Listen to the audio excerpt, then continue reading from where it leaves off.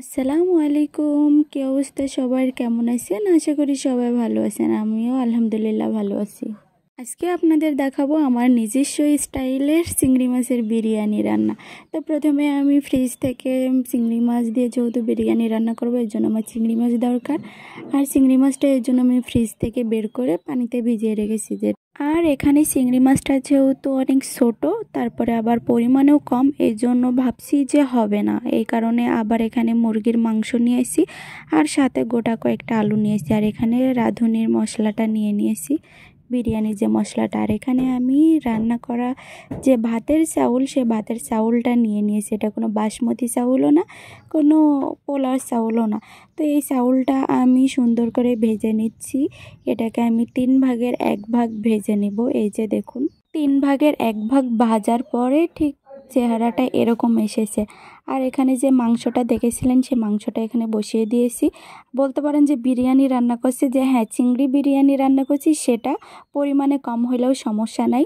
আর এই মাংসটা নিয়েছি রান্না করার জন্য, যাতে এক্সট্রাভাবে বিরিয়ানির সাথে খাওয়া যায় আর কি। বললাম তো যে নিজস্ব স্টাইলে রান্না করতেছি। আর এই যে ধোয়ার পরে এটাকে সুন্দর করে একটু লবণ আর হলুদ দিয়ে মাখিয়ে নিয়েছি, এই যে।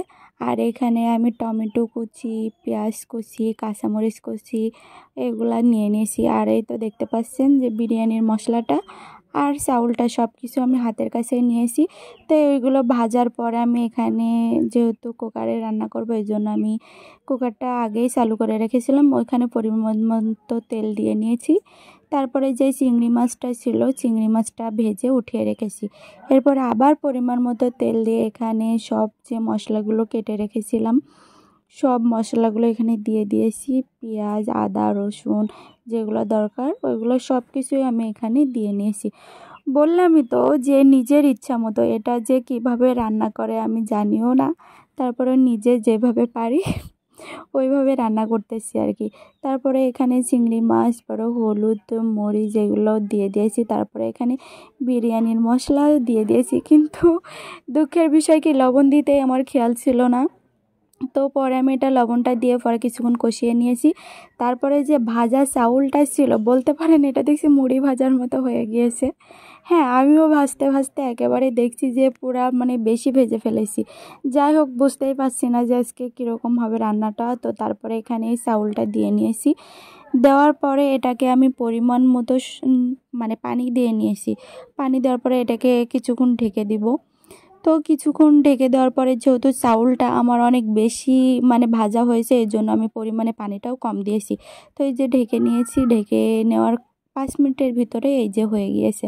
তো তারপরেও এটাকে আবার কিছুক্ষণ দমে দিয়ে রেখেছিলাম।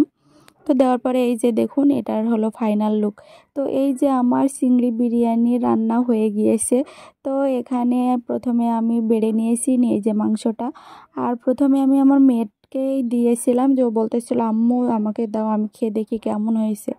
তো এই হলো, আজ বলতে পারেন এটা আবার কেমন রান্না করলো আর কেমন খেলো। তো যাই হোক, আগেই তো বলেছি যে এটা আমি আমার নিজস্ব স্টাইলে যেমন পেরেছি এমনই রান্না করেছি। তো যাই হোক, নিজের খাবার নিজে খারাপ বলবো না, আলহামদুলিল্লাহ ভালো হয়েছে। তো যাই হোক, সবাই ভালো থাকবেন, সুস্থ থাকবেন, আল্লাহ হাফেজ। আর এই ছিল আমার আজকের ভিডিও।